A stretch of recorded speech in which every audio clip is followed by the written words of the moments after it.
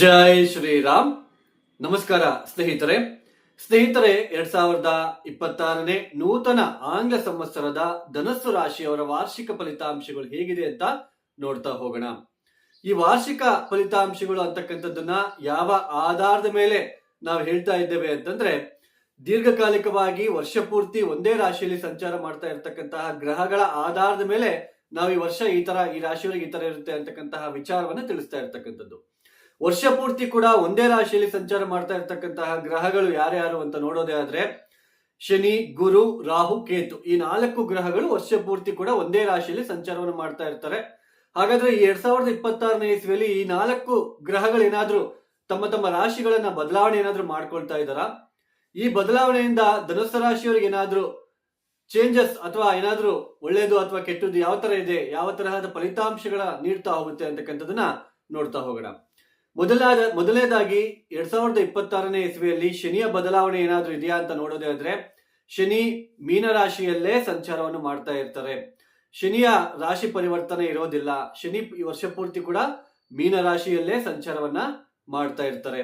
ಇನ್ನು ರಾಹುಕೇತು ಬದಲಾವಣೆ ಏನಾದ್ರೂ ಆಗ್ತಾ ಇದೆಯಾ ಅಂತ ನೋಡೋದಾದ್ರೆ, 2026 ಡಿಸೆಂಬರ್ 5ನೇ ತಾರೀಕಿನ ತನಕನೂ ಕೂಡ ರಾಹುಕೇತು ಬದಲಾವಣೆ ಕೂಡ ಇರೋದಿಲ್ಲ. ರಾಹು ಕುಂಭರಾಶಿಯಲ್ಲಿ, ಕೇತು ಸಿಂಹ ರಾಶಿಯಲ್ಲಿ. ಆದ್ರೆ 2026 ಡಿಸೆಂಬರ್ 5ನೇ ತಾರೀಕಿನ ನಂತರ ರಾಹು ಮಕರಕ್ಕೆ ಬರ್ತಾರೆ, ಕೇತು ಕರ್ಕಾಟಕ ರಾಶಿಗೆ ಹೋಗ್ತಾರೆ.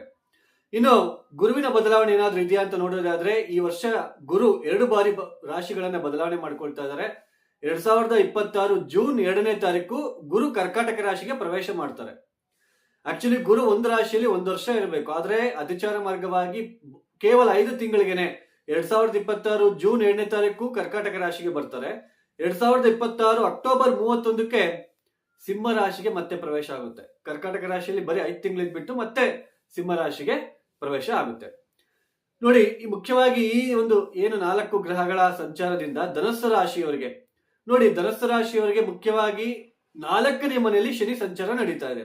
ಈ 4ನೇ ಮನೆಯಲ್ಲಿ ಶನಿಯಂತಹ ಕರ್ಮಕಾರಕ ಗ್ರಹಗಳು ಬಂದಾಗ ನೋಡಿ, ಮಾನಸಿಕ ವೇದನೆ, ಮನೆಯಲ್ಲಿ ನೆಮ್ಮದಿ ಇಲ್ಲದೆ ಇರ್ತಕ್ಕಂಥದ್ದು, ಮತ್ತಮೇಲೆ ತಾಯಿಯ ಜೊತೆ ಭಿನ್ನಾಭಿಪ್ರಾಯಗಳು, ವಿದ್ಯಾರ್ಥಿಗಳು ಓದಿನಲ್ಲಿ ಹಿಂದೆ ಬೀಳ್ತಕ್ಕಂಥದ್ದು, ಉದ್ಯೋಗ ಮಾಡ್ತಕ್ಕಂತಹ ಸ್ಥಳದಲ್ಲಿ ನಿಮಗೆ ಏನಾದ್ರೂ ಸಮಸ್ಯೆ ಅಂತ ಬಂದ್ರೆ ಯಾರು ನಿಮಗೆ ಸಹಾಯ ಮಾಡ್ಲಿಕ್ಕೆ ಬರಲ್ಲ. ಅಲ್ಲಿ ನಿಮ್ಗೆ ಇನ್ನೂ ತೊಂದರೆ ಮಾಡ್ಬೇಕು ಅಂತಾನೆ ಪ್ರಯತ್ನ ಪಡ್ತಾ ಇರ್ತಾರೆ. ಮತ್ತಮೇಲೆ ಮನಕ್ಲೇಶ, ಮಾನಸಿಕ ಕ್ಲೇಶ ಜಾಸ್ತಿ ಆಗ್ತಕ್ಕಂಥದ್ದು. ಏನಾದ್ರೂ ಮಾಡಿ ಸಮಸ್ಯೆನ ಪರಿಹಾರ ಮಾಡ್ಕೋಬೇಕು ಅಂತ ಹೋಗ್ತೀರಾ, ಯಾವ್ದೋ ಒಂದು ಸಮಸ್ಯೆ ಬರುತ್ತೆ, ಆ ಸಮಸ್ಯೆನ ಹೆಂಗಾದ್ರೂ ಮಾಡಿ ಆ ಪ್ರಾಬ್ಲಮ್ಗೆ ಸೊಲ್ಯೂಷನ್ ನೋಡ್ಬೇಕು ಅಂತ ಎಷ್ಟು ಕೂಲಾಗಿ ಯೋಚನೆ ಮಾಡಿದ್ರು ಅಲ್ಲಿ ಬಿಡೋದಿಲ್ಲ. ಯಾಕಂದ್ರೆ ಅರ್ಧಾಷ್ಟಮ ಶನಿ ಅಂತ ಕರಿತೀವಿ. ಇರೋ ಸ್ಥಾನವನ್ನು ಬಿಟ್ಟು ಮತ್ತೊಂದು ಸ್ಥಾನಕ್ಕೆ ಬದಲಾವಣೆ ಆಗ್ತಕ್ಕಂಥದ್ದು, ಮತ್ತಮೇಲೆ ಮನಸ್ಸಿನಲ್ಲಿ ದುಃಖ ಹೆಚ್ಚಾಗ್ತಕ್ಕಂಥದ್ದು, ಮತ್ತಮೇಲೆ ಲೇಜಿನೆಸ್, ಶಾರೀರಿಕವಾಗಿ ತೊಂದರೆಗಳನ್ನ ಅನುಭವಿಸ್ತಕ್ಕಂಥದ್ದು, ಮತ್ತಮೇಲೆ ಸೋಮಾರಿತನ, ಲೇಜಿನೆಸ್ ಅಂತ ಹೇಳಿದ್ದಾಯ್ತು, ಸೋಮಾರಿತನ ಜಾಸ್ತಿ, ನಿದ್ದೆ ಮಾಡ್ಬೇಕು ಅಂತ ಅನಿಸ್ತಕ್ಕಂಥದ್ದು. ನಿದ್ದೆ ಮಾಡ್ಬೇಕಂದ್ರೂ ಚತುರ್ಥ ಸ್ಥಾನದಲ್ಲಿ ಶನಿ ನಿದ್ದೆ ಮಾಡಕ್ ಬಿಡಲ್ಲ. ಅಲ್ಲಿ ಏನಾದ್ರೂ ಒಂದು ಯೋಚನೆ ಮಾಡೋದು, ಕೆಲಸ ಮಾಡೋದು, ಈ ತರ ಆಗ್ತಾನೆ ಇರುತ್ತೆ. ಈ ಧನುಸ್ಸು ರಾಶಿಯಲ್ಲಿ ಲಕ್ಷಾನುಗಟ್ಲೆ ಹುಟ್ಟಿರ್ತಾರೆ. ಎಲ್ಲರಿಗೂ ನಾನು ಹೇಳಿದ್ದೆಲ್ಲ ಇದೇ ತರ ಇರುತ್ತಾ? ನೋಡಿ, ಚತುರ್ಥ ಭಾವದಲ್ಲಿ ಶನಿಯ ಅಷ್ಟಕವರ್ಗ ಬಿಂದುಗಳು ನಿಮ್ಮ ಜನ್ಮ ಜಾತಕದಲ್ಲಿ ಎಷ್ಟು ಕೊಟ್ಟಿದ್ದಾರೆ? ನಿಮ್ಮ ಜನ್ಮ ಜಾತಕ ಚೆಕ್ ಮಾಡ್ಕೊಳ್ಳಿ. ಶನಿ ಮೀನರಾಶಿಯಲ್ಲಿ ಸಂಚಾರವನ್ನು ಮಾಡ್ತಾ ಇದ್ದಾರೆ. ಅಷ್ಟಕವರ್ಗ ಬಿಂದುಗಳು ಶನಿ ಅಲ್ಲಿ ಎಷ್ಟು ಬಲಿಷ್ಠರಾಗಿದ್ದಾರ, ಬಲಹೀನರಾಗಿದ್ದಾರ, ಅದರ ಮೇಲೆ ನಮಗೆ ಯಾವ ತರ ಫಲಿತಾಂಶಗಳು ಅಂತ ಗೊತ್ತಾಗ್ತಾ ಹೋಗುತ್ತೆ. 0, 1, 2 ಈ ತರ ಅಷ್ಟಕವರ್ಗ ಬಿಂದುಗಳು ಯಾರಿಗಾದ್ರೂ ಕೊಟ್ಟಿದ್ರೆ ಬೇಕಾದ್ರೆ ಚೆಕ್ ಮಾಡ್ಕೊಳ್ಳಿ. ಅವರಿಗೆ ಉದ್ಯೋಗ ಲಾಸಸ್ಸು, ಇನ್ನೂ ತುಂಬಾ ಸ್ಟ್ರೆಸ್, ಅವಮಾನಗಳು, ಅಪವಾದಗಳು, ಆರ್ಥಿಕ ವಿಚಾರದಲ್ಲಿ ತೊಂದರೆಗಳು, ಆರೋಗ್ಯದಲ್ಲಿ ತೊಂದರೆಗಳು, ಈ ತರ ಎಲ್ಲ ನೋಡ್ಬೇಕಾಗಿರೋ ಪರಿಸ್ಥಿತಿ ನಿರ್ಮಾಣ ಆಗ್ತಾ ಇರುತ್ತೆ. ಮತ್ತಮೇಲೆ ಈ ಒಂದು ಅಷ್ಟಕವರ್ಗ ಬಿಂದುಗಳು 4, 5, 6 ಈ ತರ ಏನಾದ್ರು ಕೊಟ್ಟಿದ್ರೆ ತೀರಾ ಹೇಳ್ಕೊಳ್ಳೋ ಮಟ್ಟಕ್ಕೆ ಕಷ್ಟ ಅಂತೂ ಇರೋದಿಲ್ಲ. ಸ್ವಲ್ಪನಾದ್ರೂ ರಿಲೀಫ್ ಅನ್ನೋದು ಸಿಗ್ತಾ ಹೋಗುತ್ತೆ ಅಂತ ಅರ್ಥ. ಅಂದ್ರೆ ಚತುರ್ಥ ಭಾವದಲ್ಲಿ ಶನಿ ಬಂದಾಗ ಸಾಮಾನ್ಯವಾಗಿ ಉದ್ಯೋಗದಲ್ಲಿ ತೊಂದರೆ, ಮಾನಸಿಕ ತೊಂದರೆ, ಕಿರುಕುಳಗಳು, ಉದ್ಯೋಗದಲ್ಲಿ ಯಾರು ನಿಮಗೆ ಸಪೋರ್ಟ್ ಕೊಡೋದಿಲ್ಲ, ಕೆಲಸ ಮಾಡೋ ಜಾಗದಲ್ಲಿ ಮನೆಯಲ್ಲಿ ನೆಮ್ಮದಿ ಇರೋದಿಲ್ಲ, ವಿದ್ಯಾರ್ಥಿಗಳು ಓದಿನಲ್ಲಿ ಹಿಂದೆ ಬೀಳ್ತಕ್ಕಂಥದ್ದು, ಶಾರೀರಿಕ ಬಾಧೆ, ಇದೆಲ್ಲಾನು ಇರುತ್ತೆ. ಆದ್ರೆ 2025ನೇ ಇಸ್ವಿಯಲ್ಲಿ ಸ್ವಲ್ಪ ಧನುಸ್ಸು ರಾಶಿಯವರಿಗೆ ಗುರುಬಲ, ಸಪ್ತಮ ಸ್ಥಾನದಲ್ಲಿ ಗುರುಬಲ ಬಂತು. ಗುರು ಜನ್ಮ ರಾಶಿಯನ್ನು ನೋಡೋದಕ್ಕೆ ಪ್ರಾರಂಭ ಮಾಡ್ಕೊಂಡ್ರು. ಸ್ವಲ್ಪ ನೀವು ನಿಟ್ಟುಸಿರು ಬಿಟ್ಕೊಂತ ಬಂದ್ರೆ ಸ್ವಲ್ಪ ಪರವಾಗಿಲ್ಲ, ತುಂಬಾ ಕಷ್ಟ ಅಂದ್ರೆ ನಾವು ಕೆಲಸ ಹುಡುಕ್ತಾ ಇದೀವಪ್ಪ ಸಿಗ್ತಾನೆ ಇಲ್ಲ ಅಂತ ಅನ್ಕೊಳ್ತಕ್ಕಂಥವ್ರಿಗೂ ಕೂಡ ಸ್ವಲ್ಪ ಕೆಲಸ ಸಿಕ್ಕಿರೋ ಚಾನ್ಸಸ್ ಕೂಡ ಇರುತ್ತೆ ಕೆಲವರಿಗೆ. ಇಟ್ಸ್ ಡಿಪೆಂಡ್ಸ್ ಆನ್ ಅವರ ಅಷ್ಟಕವರ್ಗ ಬಿಂದುಗಳು, ಶನಿ ಎಷ್ಟು ಕೊಟ್ಟಿದ್ದಾರೆ, ಮತ್ತೆ ಅವ್ರ ದಶಾಭುಕ್ತಿ, ಅದು ಕೂಡ ಇಂಪಾರ್ಟೆಂಟ್. ಸಿ ಆ ತರ ಸಿಚುಯೇಷನ್, ಯಾಕಂದ್ರೆ ಗುರುಬಲ ಸ್ವಲ್ಪ ನಿಮಗೆ ಸೇವ್ ಮಾಡ್ತಾ ಬಂದಿದೆ ಧನುಸ್ಸು ರಾಶಿಯವರಿಗೆ. ಮತ್ತೆ ನವಮ ಸ್ಥಾನದಲ್ಲಿ ಕೇತು, ಪ್ರತಿ ಕೆಲಸದಲ್ಲೂ ಅಡಚಣೆಗಳು. ಏನ್ ಬಿಡು, ನಾವಿಷ್ಟೇ ಎಷ್ಟು ಕಷ್ಟಪಟ್ರು ಅಥವಾ ಎಷ್ಟು ಪೂಜೆ ಪುನಸ್ಕಾರಗಳನ್ನ ಮಾಡಿದ್ರು ಕೂಡ ನಮ್ಗೆ ಒಳ್ಳೇದೇ ಆಗ್ತಿಲ್ಲ.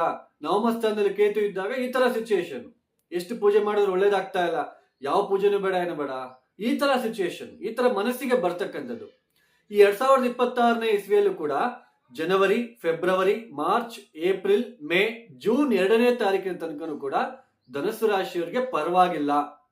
ತೀರಾ ಹೇಳ್ಕೊಳ್ಳೋ ಮಟ್ಟಕ್ಕೆ ತೊಂದರೆಗಳು ಇರೋದಿಲ್ಲ. ಸ್ವಲ್ಪ ಈ ತೊಂದರೆಗಳಿಂದ ನೀವು ನಿವಾರಣೆ ಮಾಡ್ಕೊಳ್ತಾ ಬರ್ತಾ ಇರ್ತೀರಾ. ಯಾಕಂದ್ರೆ ಗುರು ಸ್ವಲ್ಪ ಸಪ್ತಮ ಸ್ಥಾನದಲ್ಲಿ ಇರೋದ್ರಿಂದ ಸ್ವಲ್ಪ ಪರವಾಗಿಲ್ಲ, ಉತ್ತಮವಾದ ಸಿಚುಯೇಷನ್ ಇರುತ್ತೆ. ಚತುರ್ಥ ಸ್ಥಾನದಲ್ಲಿ ಶನಿ ಇದ್ರೂ ಕೂಡ ಈ ಸಪ್ತಮ ಸ್ಥಾನದಲ್ಲಿ ಗುರು ಇರೋದ್ರಿಂದ ನಿಮಗೆ ಸ್ವಲ್ಪ ಪಾಸಿಟಿವ್ ಎನ್ವೈರನ್ಮೆಂಟ್ ಸಿಗ್ತಾ ಹೋಗುತ್ತೆ. ಆದರೆ ಯಾವಾಗ 2026 ಜೂನ್ 2ನೇ ತಾರೀಕು ಗುರು ಕರ್ಕಾಟಕ ರಾಶಿಗೆ ಪ್ರವೇಶ ಮಾಡ್ತಾರೋ ಅಲ್ಲಿಂದನೂ 2026 ಅಕ್ಟೋಬರ್ 31ನೇ ತಾರೀಕಿನ ತನಕನೂ ಕೂಡ ಸರಿಸುಮಾರು 5 ತಿಂಗಳ ಕಾಲ ಆರೋಗ್ಯದಲ್ಲಿ ವ್ಯತ್ಯಾಸಗಳು, ಕುಟುಂಬದಲ್ಲಿ ತೊಂದರೆಗಳು, ಉದ್ಯೋಗ ಬಿಡಬೇಕಾಗಿರೋ ಪರಿಸ್ಥಿತಿ, ಹಾಗೇನೆ ದಾಂಪತ್ಯ ಸುಖದಲ್ಲಿ ಬಿರುಕು ಬಿಡ್ತಕ್ಕಂಥದ್ದು, ತೊಂದರೆಗಳನ್ನ ಅನುಭವಿಸ್ತಕ್ಕಂಥದ್ದು, ಶಾರೀರಿಕ ತೂಕ ಜಾಸ್ತಿ ಆಗ್ತಿದೆ ಅಂತ ಅನಿಸ್ತಾ ಇರುತ್ತೆ ನಿಮಗೆ. ಶರೀರ ಏನಾದ್ರು ತೂಕ ಜಾಸ್ತಿ ಆಗ್ತಾ ಇದೆಯಲ್ಲ ಅಂತಕ್ಕಂಥ ಭಾವನೆ ಬರ್ತಕ್ಕಂಥದ್ದು, ಬೊಜ್ಜು ಮೈ ಜಾಸ್ತಿ ಆಗ್ತಕ್ಕಂಥದ್ದು, ಈ ತರ ಸ್ವಲ್ಪ ಹೆಚ್ಚಾಗಿ ಧನುಸ್ಸು ರಾಶಿಯವರಿಗೆ ಕಂಡು ಬರ್ತಾ ಇರುತ್ತೆ. ಕೆಲಸ ಕಾರ್ಯಗಳಲ್ಲಿ ಅಪಜಯಗಳನ್ನ ತಂದುಕೊಡ್ತಕ್ಕಂಥದ್ದು, ಅಧೈರ್ಯ, ಮಾನಸಿಕ ತೊಂದರೆಗಳನ್ನ ಎದುರಿಸ್ತಕ್ಕಂಥದ್ದು. ಮಾನಸಿಕ ತೊಂದರೆಗಳನ್ನ ಎದುರಿಸೋದಕ್ಕೆ ನೋಡಿ, ಅದಕ್ಕೆ ಯಾವುದೇ ಮದ್ದಿರೋದಿಲ್ಲ. ಯಾರೇ ಎಷ್ಟೇ ಸಮಾಧಾನ ಮಾಡಿದ್ರು ನಮ್ಮ ಮನಸ್ಸು ಸರಿ ಹೋಗ್ಬೇಕು. ಸೊ ಮಾನಸಿಕ ತೊಂದರೆಗಳನ್ನ ಅನುಭವಿಸ್ತಕ್ಕಂಥದ್ದು, ಉದ್ಯೋಗ ಬಿಡಬೇಕಾಗಿರೋ ಪ್ರಸಂಗಗಳು ಎದುರಾಗ್ತಕ್ಕಂಥದ್ದು, ಈ ತರ ಒತ್ತಡ ಪೂರ್ವಕವಾಗಿರ್ತಕ್ಕಂತಹ ಸಿಚುಯೇಷನ್ 2026 ಜೂನ್ 2ನೇ ತಾರೀಕಿನಿಂದ 2026 ಅಕ್ಟೋಬರ್ 31ನೇ ತಾರೀಕಿನ ತನಕ ಇರುತ್ತೆ. ಮತ್ತೆ 2026 ಅಕ್ಟೋಬರ್ 31ನೇ ತಾರೀಕಿನಿಂದ ಮತ್ತೆ ಗುರುಬಲ, ಯಾಕಂದ್ರೆ ನವಮ ಸ್ಥಾನಕ್ಕೆ ಗುರು ಬರ್ತಾರೆ. ಅಕ್ಟೋಬರ್ ಮುಗಿತು, ನವೆಂಬರ್, ಡಿಸೆಂಬರ್ ಈ 2 ತಿಂಗಳು, ಕೊನೆಯ 2 ತಿಂಗಳ ಕಾಲ ಸ್ವಲ್ಪ ಚೆನ್ನಾಗಿರುತ್ತೆ. ಅಂದ್ರೆ 2026 ಜನವರಿ, ಫೆಬ್ರವರಿ, ಮಾರ್ಚ್, ಏಪ್ರಿಲ್, ಮೇ, ಜೂನ್ 2ನೇ ತಾರೀಕಿನ ತನಕ ಸರಿಸುಮಾರು 5 ತಿಂಗಳ ಕಾಲ, ಸ್ಟಾರ್ಟಿಂಗ್ 5 ತಿಂಗಳು, ಕೊನೆಯಲ್ಲಿ 7 ತಿಂಗಳ ಕಾಲ ಗುರುಬಲ ಇರುತ್ತೆ. 5 ತಿಂಗಳ ಕಾಲ ಸ್ವಲ್ಪ ಗುರುಬಲ ಕಡಿಮೆ ಇರುತ್ತೆ, ಸ್ವಲ್ಪ ತೊಂದರೆದಾಯಕವಾಗಿರ್ತಕ್ಕಂತಹ ಸ್ಥಿತಿನೇ ಇರುತ್ತೆ. ಗುರುಬಲ ಅನ್ನೋದು ಕೇವಲ ತಾತ್ಕಾಲಿಕ, ಇದು ಗೋಚಾರದಲ್ಲಿ ಬರ್ತಕ್ಕಂಥದ್ದು. ನಮ್ಮ ದಶಾಭುಕ್ತಿ ತುಂಬಾ ಮುಖ್ಯವಾಗಿರ್ತಕ್ಕಂಥದ್ದು. ಸೊ ಇದನ್ನ ಅರ್ಥ ಮಾಡ್ಕೊಳ್ಳಿ. ಒಂದು ರಾಶಿಯಲ್ಲಿ ಲಕ್ಷಾನುಗಟ್ಟಲೆ ಹುಟ್ಟಿರ್ತಾರೆ. ಅವ್ರ ಜಾತಕದಲ್ಲಿ ಏನಿದೆಯೋ, ಅವ್ರ ದಶಾಭುಕ್ತಿ ಏನ್ ನಡೀತಾ ಇದೆಯೋ ಅದು ತುಂಬಾ ಮುಖ್ಯವಾಗಿರ್ತಕ್ಕಂಥದ್ದು. ಒಟ್ಟಾರೆಯಾಗಿ ಚತುರ್ಥ ಭಾವದಲ್ಲಿ ಶನಿ ಬಂದಾಗ ಈ ತರ ಇರುತ್ತೆ.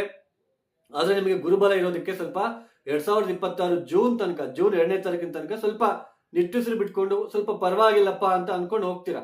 But June, July, August, September, October 31ನೇ ತಾರೀಕಿನ ತನಕ ಮತ್ತೆ ಸ್ವಲ್ಪ ಕಷ್ಟ ಕಾರ್ಪಣ್ಯಗಳ ಸುರಿಮಳೆಗಳು ಜಾಸ್ತಿ ಆಗ್ತಾ ಹೋಗುತ್ತೆ. ಈ ಒಂದು ಧನುಸ್ಸು ರಾಶಿಯವರು ತಪ್ಪದೆ ನೋಡಿ, ಈ ಚತುರ್ಥ ಭಾವದಲ್ಲಿ ಶನಿಯಂತಹ ಗ್ರಹಗಳು ಬಂದಾಗ ಶಿವನಿಗೆ ಎಷ್ಟು ನೀವು ಆರಾಧನೆ ಮಾಡ್ತಿರೋ, ಶನಿ ತ್ರಯೋದಶಿ ದಿನ, ಇದನ್ನ ಯಾರು ಹೇಳೋದಿಲ್ಲ, ನಿಮಗೆ ಇದು ಗೊತ್ತಾಗೋದು ಇಲ್ಲ. ಶನಿ ತ್ರಯೋದಶಿ ಆ ದಿನದಂದು ಶಿವನಿಗೆ ಅಥವಾ ಕಾಲಭೈರವೇಶ್ವರನ ದೇವಸ್ಥಾನದಲ್ಲಿ ಎಳ್ಳೆಣ್ಣೆ ಅಭಿಷೇಕ, ಕುಂಬಳಕಾಯಿ ದೀಪ, ಬೂದ್ ಕುಂಬಳಕಾಯಿ ದೀಪವನ್ನು ಹಚ್ಚಿ ಬರ್ತಕ್ಕಂಥದ್ದು ಪ್ರದೋಷ ಕಾಲದಲ್ಲಿ. ಪ್ರತಿನಿತ್ಯ ಓಂ ನಮಃ ಶಿವಾಯ, ಈ ಅರ್ಧಾಷ್ಟಮ ಶನಿಗೆ ಮತ್ತೆ ಸಾಡೆ ಸಾತಿ ಶನಿ, ಅಷ್ಟಮ ಶನಿಗೆ ಓಂ ನಮಃ ಶಿವಾಯ, ಈ ಶಿವ ಪಂಚಾಕ್ಷರಿ ಮಂತ್ರ ಏನಿದೆ ಇದು ರಾಮ ಬಾಣ ಇದ್ದಂಗೆ. ನೀವು ದಿನ ಬೆಳಗ್ಗೆ 1000 ಸಲ, ಸಾಯಂಕಾಲ 1000 ಸಲ ನೀವು ಹೇಳ್ಕೊಂತ ಹೋಗಿ, ಅದರ ಮಹಿಮೆನೆ ನಿಮಗೆ ಗೊತ್ತಾಗ್ತಾ ಹೋಗುತ್ತೆ. ಹಾಗೆ ಸ್ವಲ್ಪ ರುದ್ರಾಭಿಷೇಕಗಳನ್ನ ಮಾಡಿಸೋದಕ್ಕೆ ಪ್ರಯತ್ನ ಮಾಡಿ. ಮತ್ತೆ ಕಪ್ಪು ಬಟ್ಟೆ ದಾನ ಮಾಡ್ಬಿಟ್ರೆ ಅರ್ಧಾಷ್ಟಮ ಶನಿ ದೋಷ ಹೋಗ್ಬಿಡುತ್ತೆ. ಎಳ್ಳೆಣ್ಣೆ ಯಾರಿಗಾದ್ರೂ ಕೊಟ್ಬಿಟ್ರೆ ಶನಿ ದೋಷ ಹೋಗ್ಬಿಡುತ್ತೆ. ಎಳ್ಳುಂಡೆ ತಿನ್ನಿಸ್ಬಿಟ್ರೆ ಶನಿ ದೋಷ ಹೋಗ್ಬಿಡುತ್ತೆ. ಈ ತರನೇ ಜಾಸ್ತಿ ಮಾಡ್ತಾ ಇರ್ತಕ್ಕಂಥದ್ದು. ಅಲ್ಲಿ ಕರೆಕ್ಟ್ ಆಗಿ ಯಾವ ಔಷಧವನ್ನು ತಗೋಬೇಕು ಅನ್ನೋದು ಗೊತ್ತಾಗ್ತಾ ಇಲ್ಲ. ಅರ್ಧಾಷ್ಟಮ ಶನಿ ಮನಕ್ಲೇಶ ಜಾಸ್ತಿ ಆಗ್ತಕ್ಕಂಥದ್ದು. ಚಿಕ್ಕ ಸಮಸ್ಯೆನೂ ಕೂಡ ದೊಡ್ಡದಾಗಿ ಕಾಣುತ್ತೆ. ಒಂದು ಸಮಸ್ಯೆಯಿಂದ ಪಾರಾಗೋದಕ್ಕೆ ನಾವು ಏನೆಲ್ಲಾ ಪ್ರಯತ್ನ ಪಟ್ಟು ಚತುರ್ಥ ಸ್ಥಾನದಲ್ಲಿರ್ತಕ್ಕಂತಹ ಶನಿ ಬಿಡೋದಿಲ್ಲ.